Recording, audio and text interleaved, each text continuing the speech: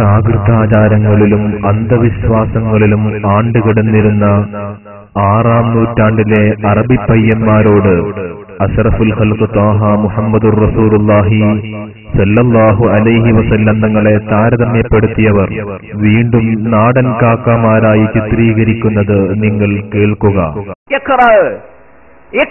രാത്രി ഇരുട്ടത്ത് ഗുഹയിൽ ഭജനമിരിക്കുന്ന മുഹമ്മദ് നബി സല്ലല്ലാഹു അലൈഹി വസല്ലം എന്ന മയമാക്ക കേവലം ഒരു മയമാക്കാക്ക് കിട്ടിയതാണ് ഖുർആൻ എന്ന് മുജാഹിദുകൾ വിശ്വസിക്കുന്നുണ്ട് എങ്കിൽ ആ പ്രമാണത്തിലൂടെ മതത്തിലേക്ക് മടങ്ങാൻ മുജാഹിദുകൾക്ക് സാധിക്കുകയില്ല. അങ്ങനെയാണെങ്കിൽ ഒരുപാട് മയമുതുമാർക്ക് ഈ പ്രമാണം കൊണ്ടുവരാൻ സാധിക്കേണ്ടിയിരുന്നു.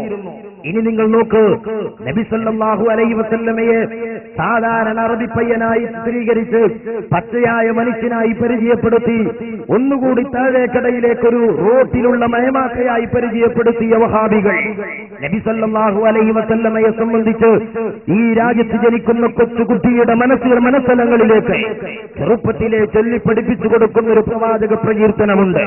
സല്ലല്ലാഹു അലാ മുഹമ്മദ് സല്ലല്ലാഹു അലൈഹി വസല്ലം എന്ന് പറയുന്ന ഒരു വിശ്വാസിയുടെ ചുണ്ടുകളെ ധന്യമാക്കേണ്ട വാചകങ്ങൾ, ആ വജസ്സുകളെ, ആ പ്രകീർത്തനങ്ങളെ വളരെ അശ്ലീലമായ ശൈലിയിൽ വിശ്വാസികളുടെ ഹൃദയങ്ങളിലേക്ക് പ്രവാചക മതിപ്പിനെ നിഷ്കാസനം ചെയ്യുന്നതിന് വേണ്ടി അടിച്ചുകയറ്റാൻ ശ്രമിക്കുന്ന മൗലവിമാരുടെ വാചകങ്ങൾ ശ്രദ്ധിക്കുക.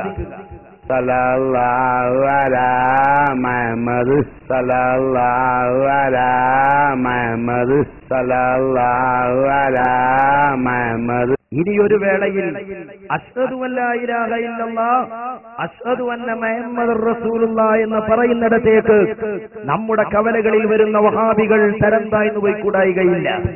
ഇസ്ലാമിക ആചാരങ്ങളെയും അനുഷ്ഠാനങ്ങളെയും പരിഹസിക്കുന്ന വഹാബി കിങ്കരന്മാർ പുണ്യപ്രവാചകൻ മുത്തുനബി സല്ലല്ലാഹു അലൈഹി വസല്ലം തങ്ങളെ വീണ്ടും പച്ച മനുഷ്യനാക്കി ചിത്രീകരിക്കുകയാണ്.